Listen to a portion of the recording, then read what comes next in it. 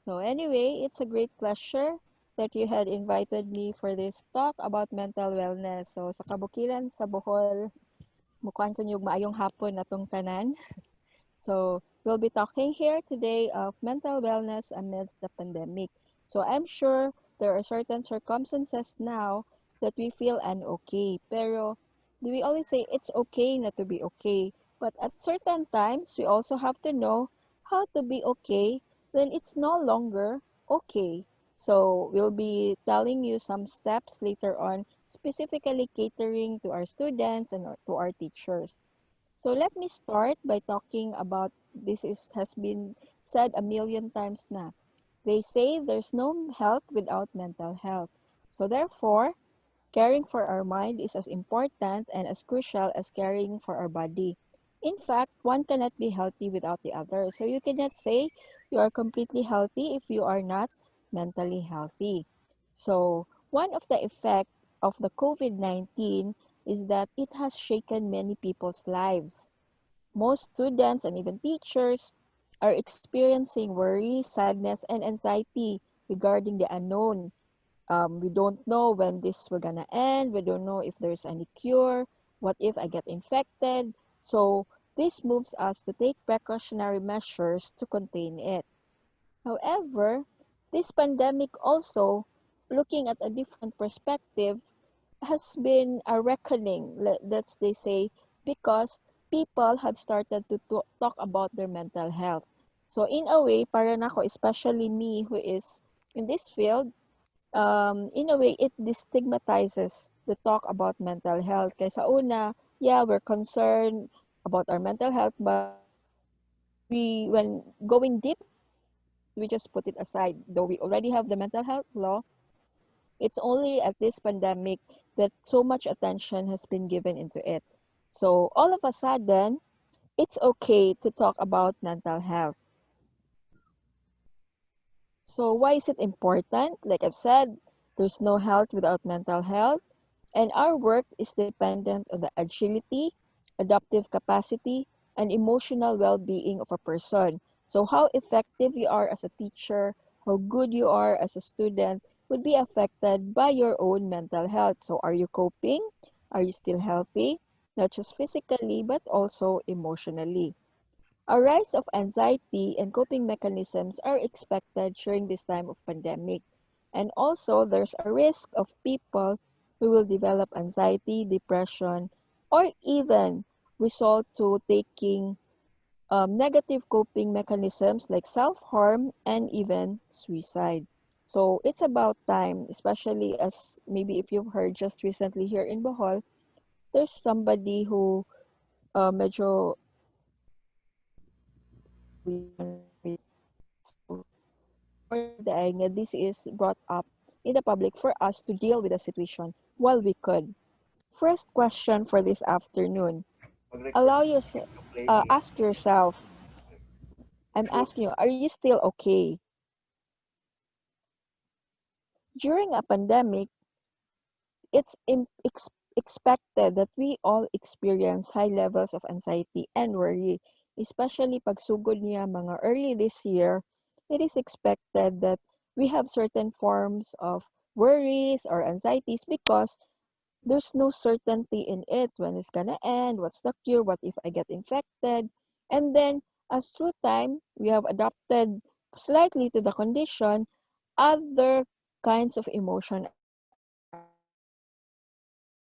like we are starting school already.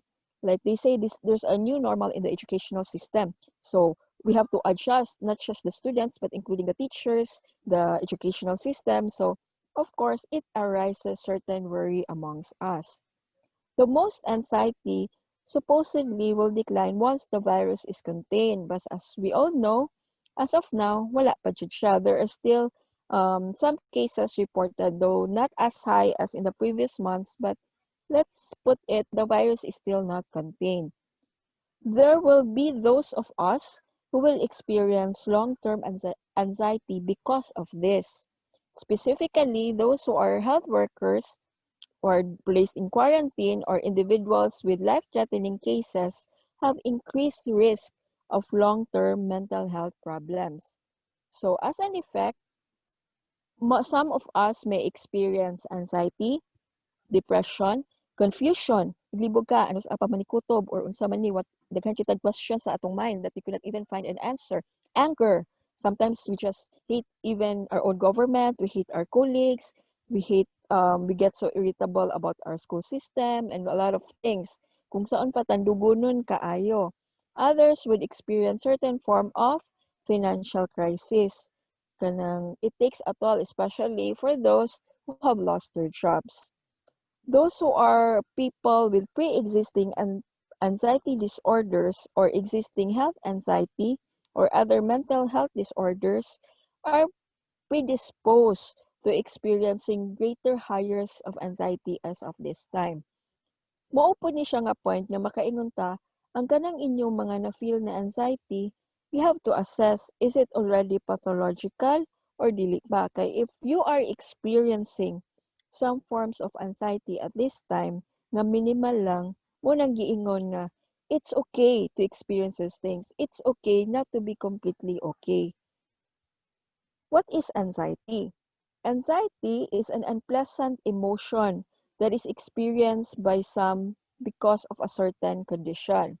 It's a state of apprehensions, uncertainty, or fear because we don't know what's gonna happen. There's something threatening us. It could be an event or a situation. And in this case, what are threatening us? Our future, especially we don't know how this gonna new normal gonna affect us, our studies, our job, and of course the possibility of getting the virus.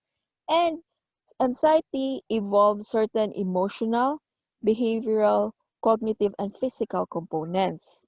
Some of the physical effects that it would have are the following, as you can see in the screen. Once studies have shown that with the current pandemic, di na siya considered nga acute stressor for us. It's considered already a chronic stressor. So, in a way, it is normal that sometimes we would experience episodes of palpitations, shortness of breath, or even increased tension because maka-feel jud ta tanan og certain forms of anxiety at this time of pandemic. Pero kung longer period na siya and it's already starting to affect our daily functioning, then we might consider na this is not ordinary or normal anxiety already. So in short, ang atong na-feel nga anxiety may just be a part of a typical human reaction to stress. Wala man siguro nato dili tanan nga wala jud naka-experience og some forms of stress. So in short, that anxiety that we might have felt in a way is helpful because it helps us to move into actions. It helps us to take precautionary measures. It helps us to and push us to get informed, plan, and prepare. And in short, focus on what we can control. We could do some anxiety exercises to address the body's stress response. So like I made mention, possibly jud kung maka-feel ka aning increased heart rate, rapid breathing, tense muscles, ayaw jud kahadlok nga, uy, nag-anxiety disorder na ko. Maybe you're just being anxious yet of the situation, not necessarily pathological ang imong anxiety. Kay imagine na kung wala kay certain form of anxiety. Kebs ra ka, wala kay pake, unsa na awa, bitaw na.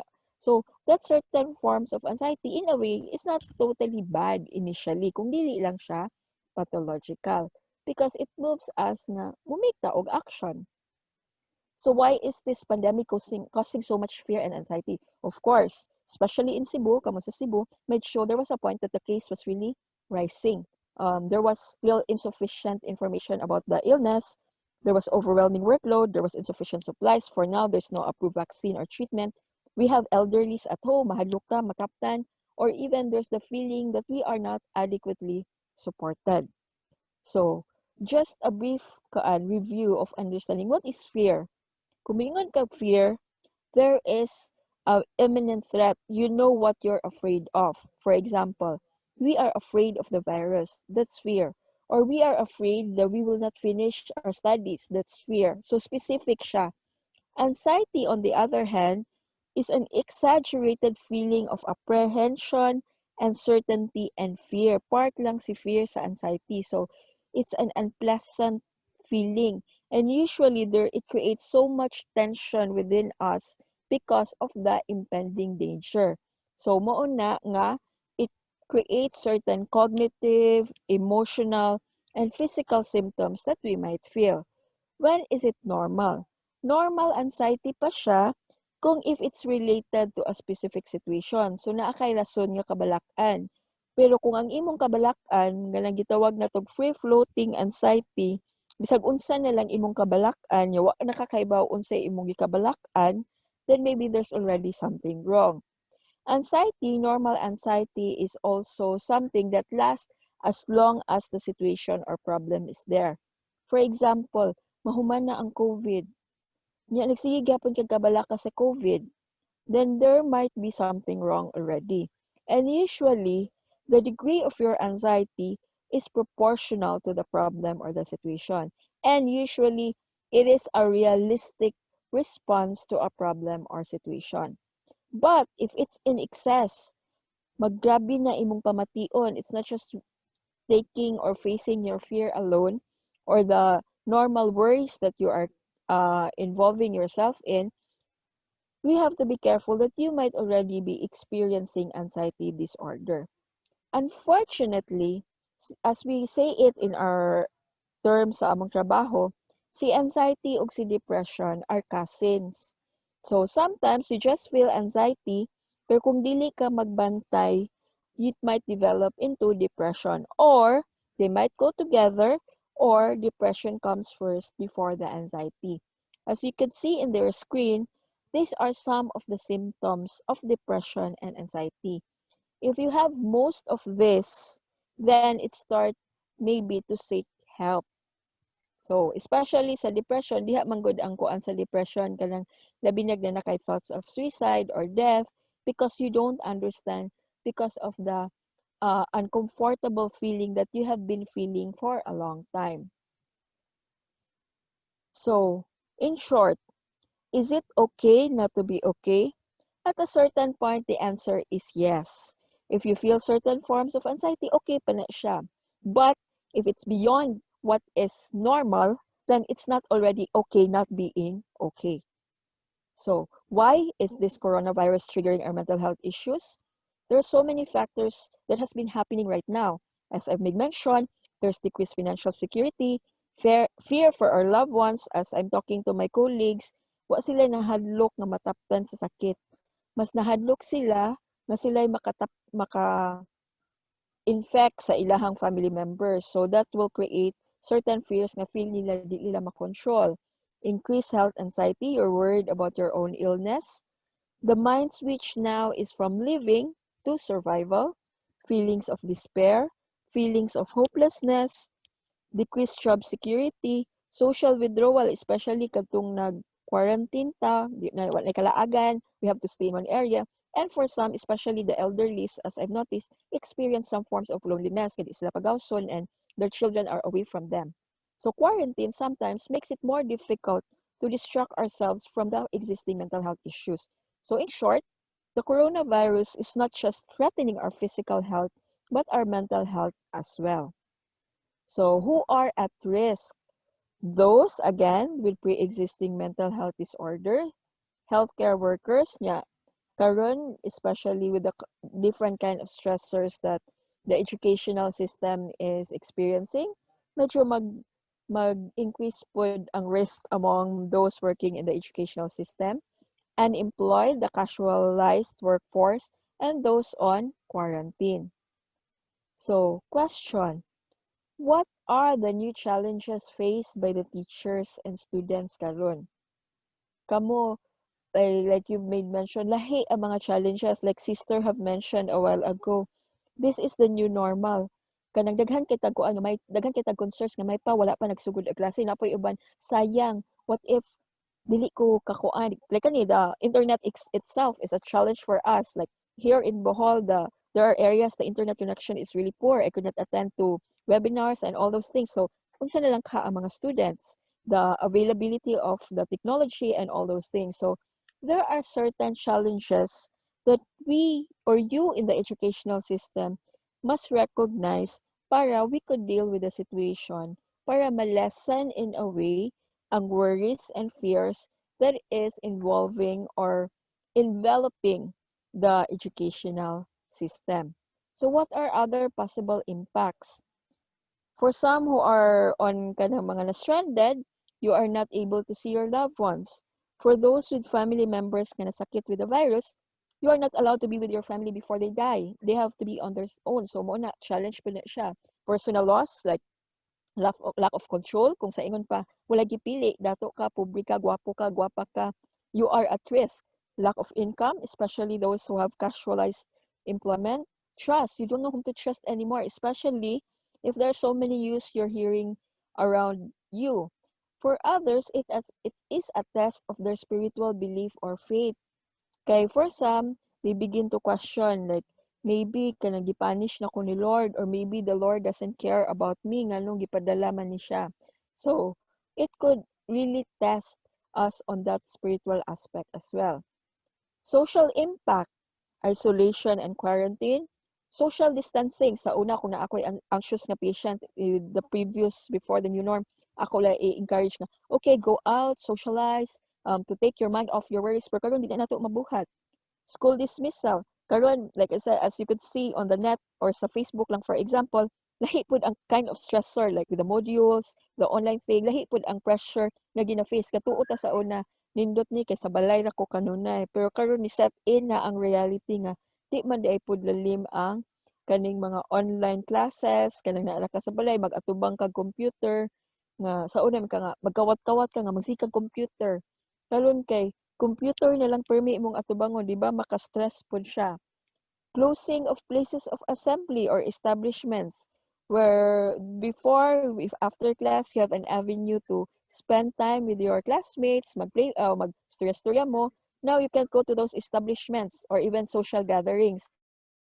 Siya, tanan. Other things, other possible, we have different reactions, maybe sometimes to inconsistent information. We have fear of exposure or infection, massive loss and grief, exposure to traumatic images, and of course, the inability to see our loved ones. Sometimes, some of the physical or emotional response we could get could be already be kana maka-exhaust na nato, like ma-irritable ta, we have insomnia. Kung kaning mga what you see on your screen, those are the things that maybe calls for nga musik na kaog help from maybe healthcare professionals or even mental health care providers like your counselors and the rest. Okay. So therefore, the more important thing siguro ang gusto niyong pangutana, how to be better than being okay. Kaya ningon man ta nga, it's okay not to be okay. Pero gusto po ta nga, it's not enough nga, ay okay naman nga, dili ay okay. What can we do? How to be better with what we are feeling now in our current situation? So number one, let's stop thinking about the past na may mantong sa una, ngano mantong sa una, ano sa pamanim ko. So, let's start to accept, change our mindset for the new normal. Let's not keep on holding on and comparing the previous circumstances sa una. Kay mas stress lang kasi guna-una. Sa una, katungkuan. So, our mindset should be programmed that we are now in the new normal. So, it's time for us to accept that the pandemic is here and physical isolation will be here for a while. So, dili ta magko na gusto gihapon jud ko may jud tong Facebook. Yes, you could say those things, but we have to adapt to what is currently going on around us. So, basic things that we can do. Number one, let's offer practical support. Anxiety about COVID-19 should not be regarded immediately as pathological, immediately, or in need of immediate professional intervention. Like for example, nagkulbaan lang ka, dagan din ka, oy, I need to see a psychiatrist. Mahadlok lang kag samot kay nagpatanaw kag kuan. Well, in fact, like I said, it might just be part of the normal anxiety. So, anxiety typically is reduced once the pandemic is resolved. Practical, non-psychological intervention is likely the initial, most effective way of reducing mental health burden. Number two, provide good quality information. Community fear and panic can be fueled by fake news and rumors. For example, sa inyo ha, though online naman ang class, what if somebody would say nga, hala si teacher ko murag nagka-COVID man to si teacher, COVID positive. Nya moingon pud, hala dito ra ba ko sa eskwelahan? Nya wala pay confirmation kung tinuod ba na or silingan ni teacher niya. And then mag-start na og create og fear among everybody and create certain form of panic. So important that you have access to trusted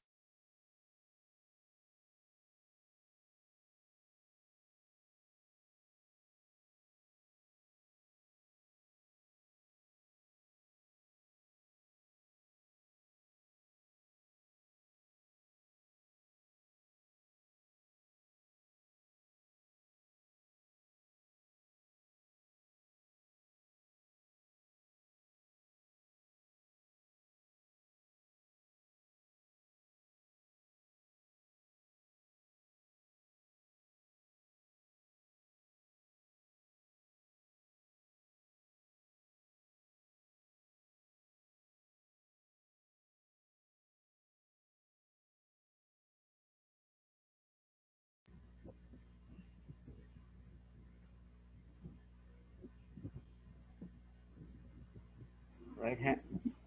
I think or Doc Bueno lost her connection. Sorry kay guys. Ganyan talaga pag live, no? So, pandemics can indeed be stressful, no? She stated that one, that it is kind of stressful, so anxiety really set in. So, fear and anxiety about a new disease and what could happen could sometimes be overwhelming and really cause strong emotions in adults, especially to us, or especially the teenagers, because they're not used to the kind of life they have right now. So as what she said, so we need to accept what is the new normal, no, and to change our mindset. So there are really public health actions such as social distancing that can really make people feel isolated as well. So that is why we really need to cope up with those stress, because pandemic can really be stressful, di ba, Sir Darwin?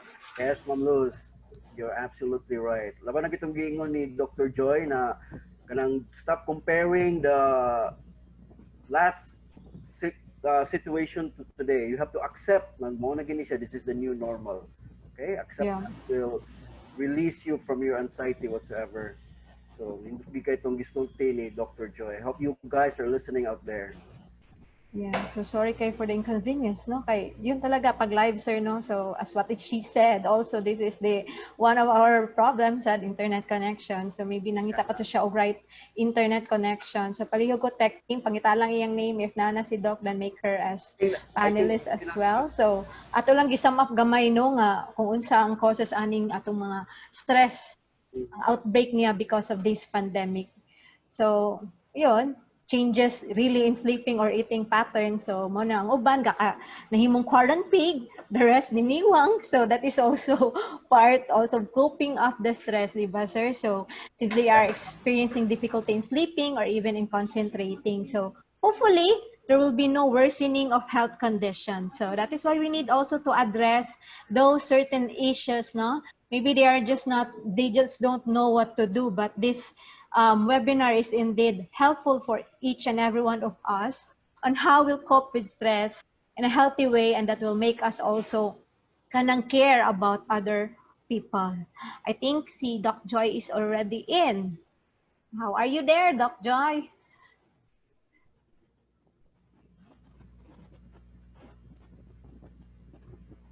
so murag So, nangita pa siguro og signal si Doc Joy, Ma'am Luz. nag-prepare pa siya again sa iyang ano.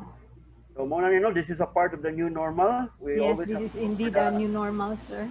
we always have to look for the internet signal or the internet line. But anyway, we're Let's working not for make this it as a one. hindrance, sir. Yeah, that's true. Let's not make that. Accept na lang nato na mga gini siya. Anyway, the government is doing something mo siguro to address the slow internet yeah. connection. So, Mm-mm. Dr. Joy, I think na naman siya diri Let sa us know if you are ready to share your screen again. Okay, di ba nga, sir, Okay. life is filled with uncertainty, and this uncertainty Yes, as well I'm sa atong here. connection is part of it, That is especially at true. times like this. I'm sharing my screen. Wala pa. Yes. So there are really things that is outside our control. So our mindset is really the key, no, in coping with difficult circumstances and Okay. facing the unknown or even this uncertainty. So dapat nang sadta mo mo adjust. That is true, Ma'am Luz. Focus on things you can control. And do not worry about things you cannot control. Yeah. Mas extra ka ato. Oo nga, yun lang. So, very, basic, no? So, Yes. so there is really a role of uncertainty in life, sir. That's true. I think Dr. Yes. Joy already Hi, here. Doc Choi. Doc, are you ready, Doc? Sorry. We understand, Doc, of that uncertainty of the connection. It's okay. So, Okay, Doc Joy, you may continue. Okay. yes. Okay ra. Okay, maklara ako. Okay. Klaro ra, Okay, Doc. so let me continue. Okay, sorry kayo ana. This are mingon nga. It's either I feel anxious or this is a normal anxiety. Or Okay. the internet Anyway, so connection is other things that uncertain. we could The morning one of the internet. uncertainties. Anyway. Yes. Okay, Doc. So okay, other things that we could do is there are in mental health services that we could access to like mobile applications or online treatments and the rest. Okay. So, di na po siya.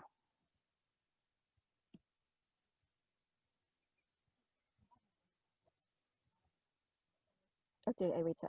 Nawa. Sorry. Okay. So, what are the ways that we could reduce our stress? Number one, of course, is get adequate sleep. Sa una, pagsugod sa quarantine, mulipay kita kay sila, sige tagkatulog.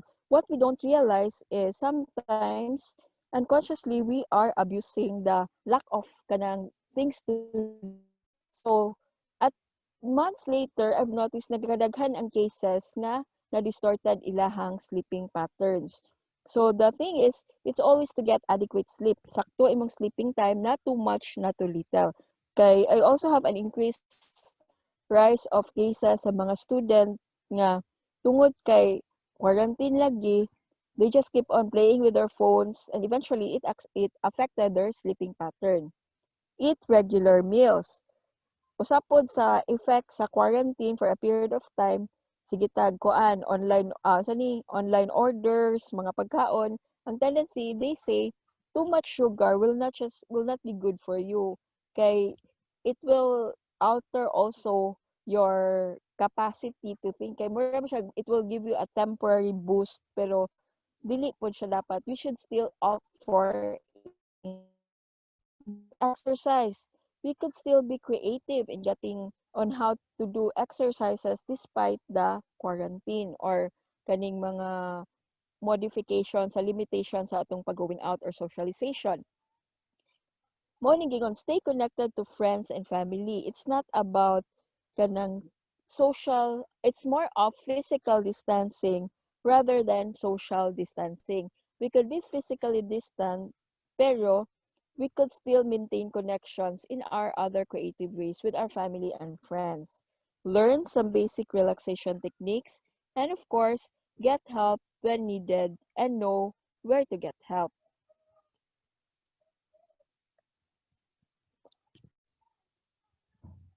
Okay.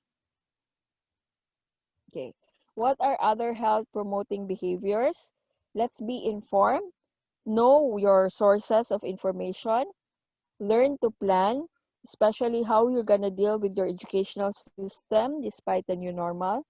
Limit your exposure to outbreak related traditional and even to social media nga maka-create of more stress and anxiety. Like for example, as you can, ang recent karon nga mako sa social media is they're criticizing the educational system karon. You have your point of telling what's on your mind, but sometimes, di ba, we could understand nga sometimes kung puro negative pod, imbis na ma-appreciate mo what are the changes that's been occurring, ma-create siya certain forms of anger o kanang negative thoughts about the educational system. So, maka-affect po nimo emotionally. So, as much as possible, you have to limit as well your exposure.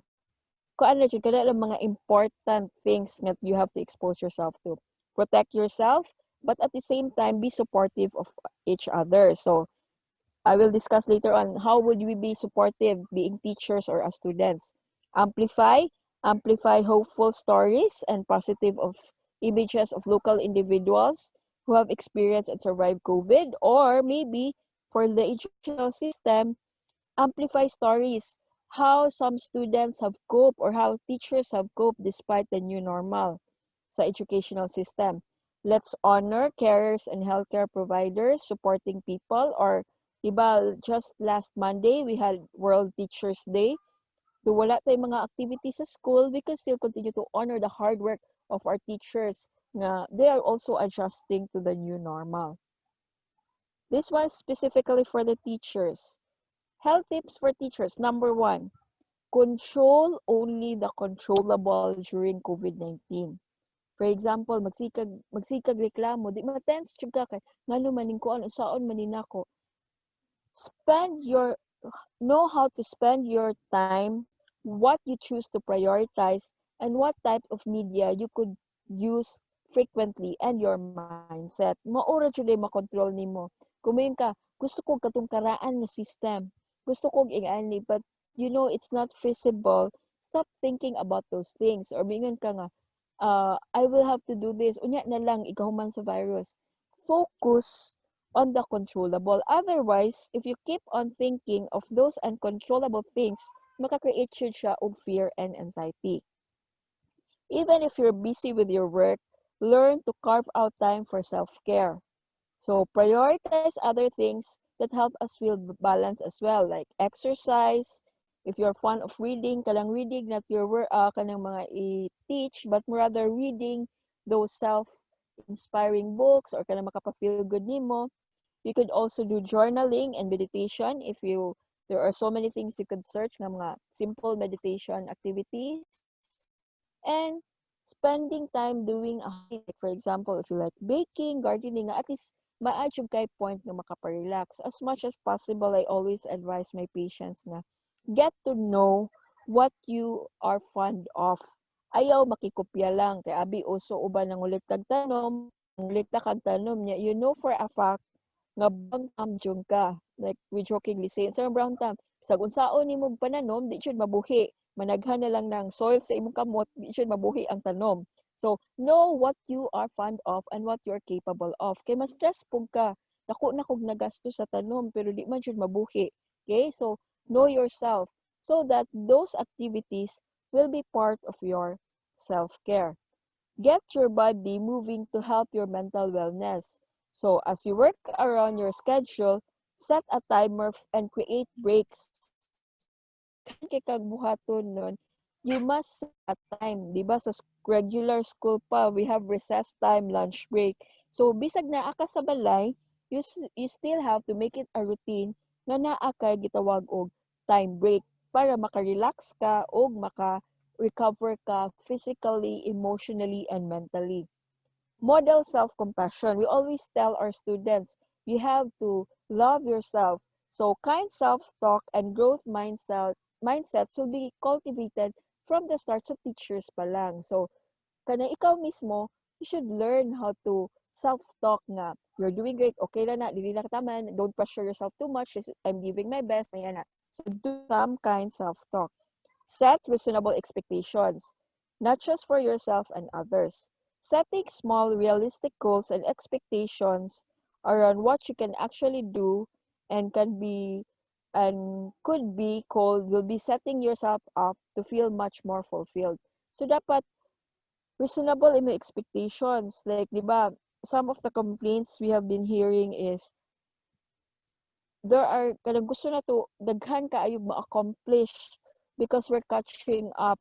But we have to consider the situation. And if there are some students who are having a hard time coping up, we have to understand that everything is not a race. Teaching is not just telling them what to study. It's imparting knowledge to them. And you can't impart knowledge to someone kung wala na niya na-absorb kay he is just complying for the heck of completion. Ba? So set reasonable expectations. Communication is vital. We might be separated by distance, But we should also learn to communicate with our colleagues kung naay concern, or for students, communicate to your teachers kung naay concern. Being transparent about what you're experiencing and with things may help bring in potentially expand your own network of resources and support. Be unapologetic. Unsa man be unapologetic? Be unapologetic about taking time for yourself. Di man good kay maluoy ko kung di na ako umanon, but you're already burned out. So don't feel sorry nga you have to spend time for yourself. Learn to set boundaries. Dili kay online naman, so dapat 24/7 available ko sa akong student. Ni what if imong student mo PM nimo 1 AM? Kay mga na ma'am, naglibog jud ko aning question number 2. Yeah. Like, hala na ba ako i-cater all their needs? Nya, ikaw, you don't get enough rest because you're not setting boundaries already. And be clear and transparent of what is acceptable and what you are capable or unsa la imong limitation. Another helpful tip is, in your own house, dedicate a workspace para duha ang effect ana on your mind, ma-channel siya nga this is the area where I'm working, so mo-work mode ko if I'm there, and at the same time it speaks of sa imo mga family members nga this is my workspace, so kung naa ako dili ayaw ko ninyo disturbohin. Okay, set office hours while remote teaching, so control, identify times in which students and colleagues can reach you so that you'll be able to set boundaries and provide a designated time in which students know when and where they could reach you. Reach out if the need arises. Kung you feel it's already pathological, do not be afraid to ask for help. You have your counselors, and if necessary, seek help from a mental health care provider. What could teachers do for their students? You could encourage your students to reflect on what they're finding challenging and what they're enjoying about the changes in the pandemic. Celebrate what's going well and share any anxieties para makuan lang nga, normal pa ba ni akong na-feel, teacher, or dili na ni okay. Manage their stress by using positive self-talk, exercise, healthy eating, connecting with friends, and finding ways to enjoy themselves. And again, refer them, encourage them to get support to a health or well-being professional if needed. So again, I want to highlight with the new norm, it should be physical distancing, not social distancing, because as we all know, loneliness and isolation can be heightened at this period of mandated distancing. Support relationships and feelings of connectedness to fellow students, family, friends, faculty members, and mentors are protective factors that can lower the risk for suicide and promote emotional well-being. So it's important to maintain a culture of connectedness. Make sure each student has an ongoing mini relationship with the teacher. Encourage staff to look after each other. So fellow teachers, kinahanglan you are aware also of your colleagues. Develop warm collaborative relationships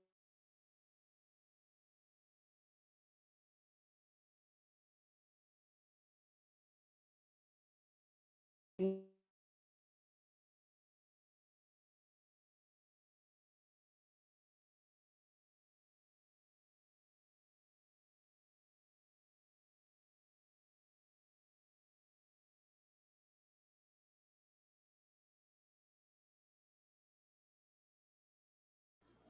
Yan. Yes. So, padayon lang ta sa atong physical distancing, not social distancing. Okay. So, mangita pa ni og signal si Doc Joy. Ako na lang basahan ng iyon. So, we need to manage stress while working from home, no?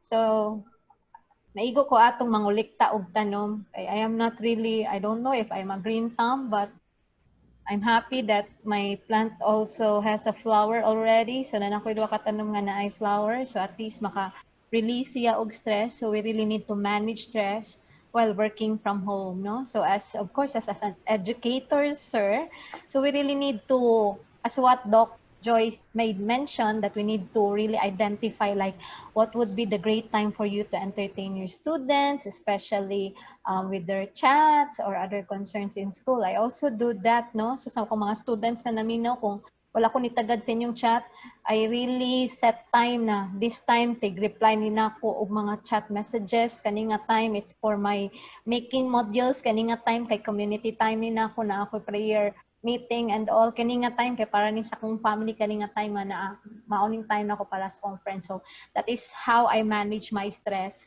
while working from home, no? How about kasi Sir Adrian, unsa ka iyahang way of coping up sa iyahang working from home? Sir Adrian, are you there? How do you manage or take the challenges in working from home or exclusively from a home environment? Correct. Nagpuan pa siguro to si Sir Adrian, Ma'am Luz. Iya patong gi-assist si Doc Joy siguro. Sana to. So, importante gid ay Ma'am Luz, no? It's very important to plan your schedule, Ma'am Luz, no? Yes, What you're going to do morning, afternoon, para dili ka ma-stress, ana. So, set your goals every day. Yeah, you need to set your goals every day, so especially sa atong mga students, no nga. I think maybe there are some of them who really search for an internet connectivity nga mo. Kung it's either musaka sa bukid or either mulugsong sila para lang makakuha og signal, no? So it's also, you really need to manage as well your time, my dear students, na kinanglang mong makakonect, no? And you know how to handle yourself as well if there are cases that you have kanang internet connectivity issues. So syempre makastress po na ba na nung hala exam ko karon unya nag-run out or walay internet connectivity, di ba sir? So dili gyud ka mo-productive. No, Ma'am Luz. Yeah, if ever walay internet connection, ay mo surrender.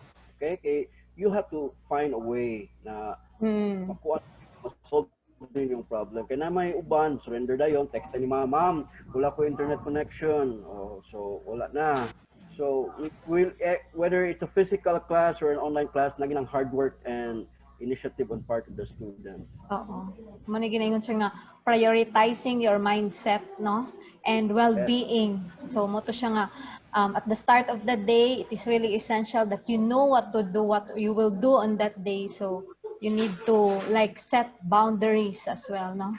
Para dili ka ma-overwhelm in completing a task or to create a physical space as well. Kay syempre if nakasabalay so magtoy mong mama nga ana ra ka so dali ra ka masugo dayon, di ba?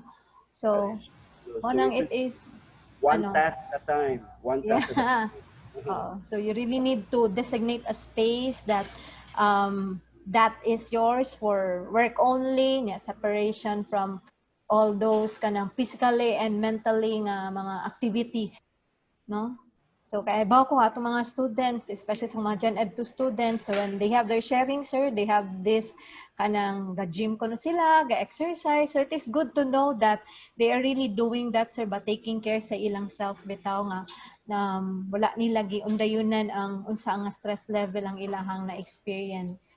So gym at home, Ma'am Luz. Gym at home. The rest, nag-gym at home lang sila, nag-jogging, and they have their own workout. Yeah, kumawala tayo sa Doc Joy, keep yourself busy, keep yourself active in this in this time. Yes, help yourself. Okay? Yes. And of course, di ba, like our teachers do, so they'll also do that. Okay, in an enforced work from home kanang situation, people would really end up continuously kanang sharing a space with their family members, di ba? And they may start to feel as they have to attend both kanang domestic tasks and even work assignments at the same time, di ba?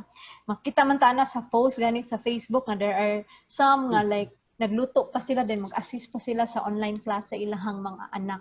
So mura siya og kanang this is a blending of home and work life good. So mas taas ang working hours. Mura na multitasking na. On students. Yes, murag ang anang nahitabo, murag ang anang gyud nahitabo sir, murag nag teachers, teachers ito gi-mentioning Ma'am Luz, teachers as well, multitasking. Yes, dili lang ang mga estudyante as well as ang mga teachers nato, no? So muna nga salamat kay sa mga teachers, sa mga nagpaningkamot pod in town sa paghimo sila mga modules so as to really kanang send a lesson, no, sa mga learning activities, mga performance task activities sa atong mga students.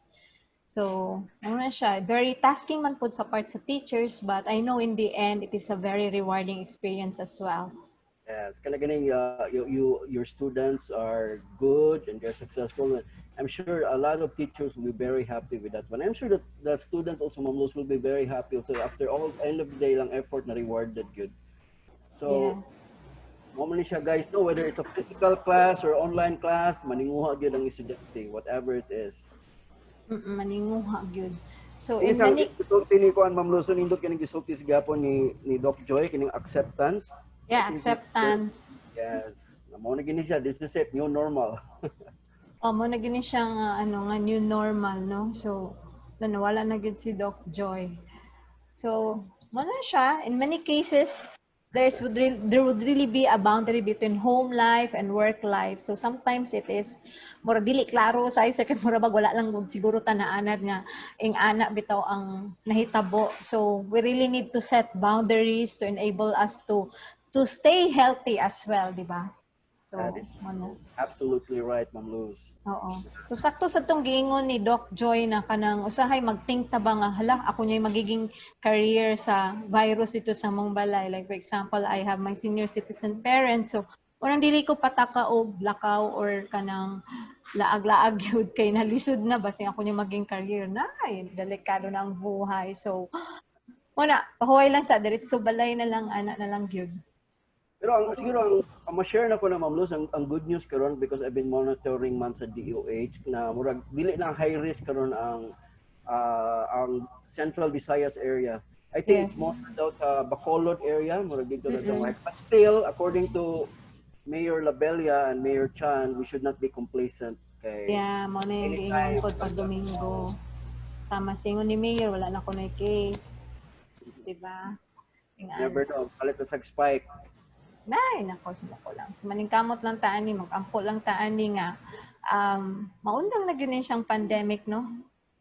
Kay murabag, working from home really is like, seems like it's a dream setup lang. So, di ba nga, yung iba is they are renovating their room, their workspaces so that they will have this, kumbaga na creativity from the comfort of a familiar environment. So, muna gani nga, our students are they really need to go to school so that they can really feel that they are outside of their familiar environment, which is the house, ang ilang home, no? So, muna siya ang atong challenge karon. Like karon asa na si Doc Joy ang challenge. Muna itong challenge karon, di ba, sir? I think murag ni appear na ang name ni Doc Joy. Yes, nagbalik thank na you. Ay, Ma'am Luz. salamat. So, muna siyang challenge karon. Challenge niya ako. So, amo lang gi-rephrase ang imuhang mga gipang share, Doc Joy, and yun. Sige. Ready na ka diya, Doc Joy? Asa na itong signal? Yes. Yes. Okay, so Ay, breathe nako. in, breathe out. So, guys, I hope you're still staying with us and just listen and we'll continue, no? Si Doc Joy will continue with her talk. So, Okay. sige, Doc. Sorry kaayo, Jud. So this is really one of the challenges of this kind of avenue. Anyway, just I don't know where I stopped, pero I think I just wanna show this again how school could affect the families. Anyway, I'm on my last few slides na, so don't worry. Okay, so again, for all of us, what can be done? Number one, let us create a culture of caring and a mental health safety net around students. So let's focus first, especially for the school, on establishing a student mental health program, campus-wide priority, and implementing interdisciplinary leaders that include students, faculty members, and administrators. So kabalo naman siya nga impending siya nga concern. Maybe, like for example, in our hospital, we already have an active mental health committee to cater for the needs of our employees. So maybe we could start as simple as that. Kanang kung sa amo pa ang first na much ng activity gali is what you call as the kumustahan. Kumusta lang how everybody is doing despite the pandemic. This should focus, important thing if we have this activity is our focus is to develop student life skills and resilience, fostering connectedness and belonging, and promote help-seeking behaviors. So these are some of the 5 T's that we could implement, like avenues for talking about mental health, provide appropriate training for teachers and staff. Like webinars like this can be very helpful of knowing the basic facts, incorporate mental health into teaching, providing helpful tools for students. And of course, let's not forget also that we have an avenue to take care of the teachers as well. Okay, dili man they say pa you could not give what you don't have. So as teachers, it's also our responsibility to take care of our teachers, not just of our students. So, in short, we have two choices. Either we resist the new normal, or we could use this as an opportunity. We can opt to use this pandemic as a growth for opportunity, maybe like for us in the mental health field, on looking at the other side of it, dako kay siya, nindot kay siya og benefit sa amo. Kay mental health has been talked about already. One factor that's been talked about is resilience. Resilience can help protect teachers and students and enable them to maintain their performance, health, and well-being during this time. So supporting the mental well-being and resilience of everyone is imperative to ensure global recovery from this pandemic. Just a brief view, resilience is basically developing skills that we are able to bounce back despite this pandemic. It has biopsychosocial basis and means that our physiological and psychological functions and social context will contribute to being resilient. So, what are opportunities to grow and become resilient? If we are willing to feel what we are feeling. So, self-care, very important. Willingness to face and sit in the middle of difficulty. Let us be patient amidst the pandemic nga. Kaysa magsitag ko ano sa pa manimahuman, let's just get through it positively and in a manner nga ma-change po ang atong mindsetting about it. Let's not forget being kind to others. Compassion for ourselves and others is significant. And of course, let's not forget to create connection and meaning to our relationships. Resilience is basically accepting your new reality. Even if it's less good than the one you had before, you can fight it, you can do nothing but scream about what you've lost, or you can accept that and try to put together something that's good. So, three important things: relationships. Let's continue with our routines or make routines, adjust with our new routines, and develop resilience. In summary, as a take-home message, I want you to take note of this, some self-care that you could do during this time of pandemic. Number one, stay focused on the here and now. Avoid thinking too far into the future and take it one step at a time. Engage and stay connected to friends, family, and support networks. Always remember, thoughts are thoughts, not necessarily facts. Be alert to negative thoughts and don't give them power. Treat people with kindness. As they say, with the pandemic, it brings out the worst and best of people. So let's continue to inculcate a culture of kindness, support each other during this time of uncertainty. Limit information and time on unhelpful media and constant exposure to anxiety-fueling stories that may drive panic and uncertainty. Take care of yourself, get good sleep, eat well, exercise. These are keys to good physical health, which is critical for a healthy mind. And more importantly, seek help if you are concerned about yourself or others. And never forget, allow this to be an avenue for spiritual growth. Seek God and seek help. So with that, I hope in the coming days, despite the new norm, you could already say, I'm more than okay. So thank you. So thank you so much, Dr. Joy, for that very wonderful and enlightening and informative, insightful talk. So sige lang, Doc, natutulputol ta, but make sure that we got your message across. So katong i-mention ni kuano ni Dr. Joy, no, that we need to do self-care. We can use this pandemic we can resist it or use it as an opportunity. Okay? So daghan kami nakatunan karong adlaw, Doc. So